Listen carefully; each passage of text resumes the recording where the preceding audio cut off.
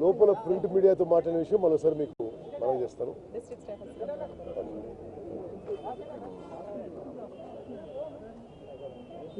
TRS party పరిపాలనలో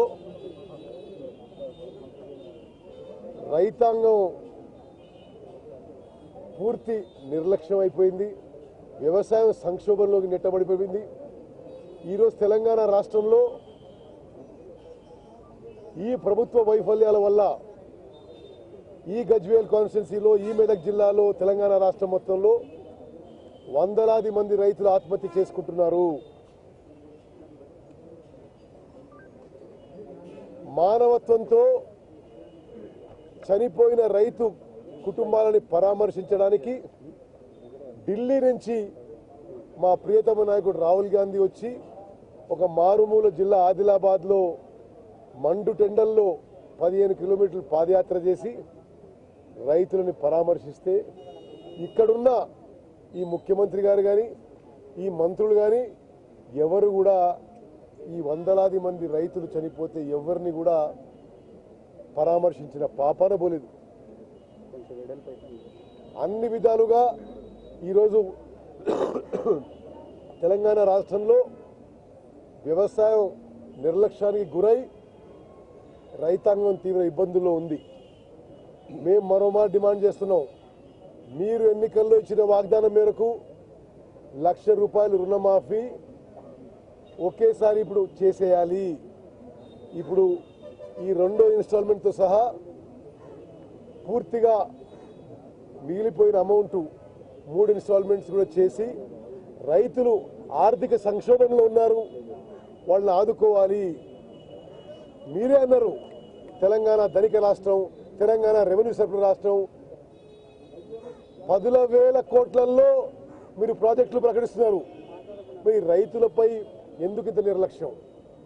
వాళ్ళకి ఇప్పుడు మిగిలిపోయి వాళ్ళని కేవలం 12,000 కోట్లు ఒకేసారి మొత్తం ఒకసారి చేసిన మీరు 10,000 కోట్లలో వాటర్ గ్రిడ్ అంటారు, మరొకటి అంటారు.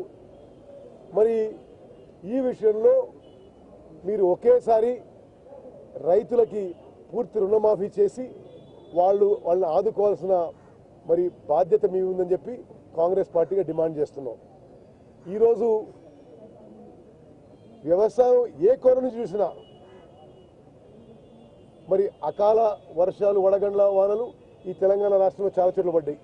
ఒక్క రూపాయి రిలీఫ్ ఏ రైతుకు చేరలేదు. మరి పండిన పంటకి సరి అయిన రేట్ లేదు, కొనుగోలు లేదు.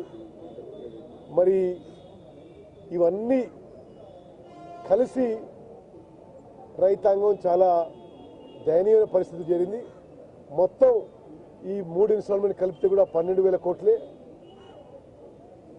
అన్నీ పక్కన పెట్టి ఇమ్మీడియట్గా ఈ ₹1,00,000 రుణమాఫీ ఇప్పుడే పూర్తి చేయాల్సిన అవసరం ఉందని చెప్పి కాంగ్రెస్ పార్టీగా డిమాండ్ చేస్తున్నాం.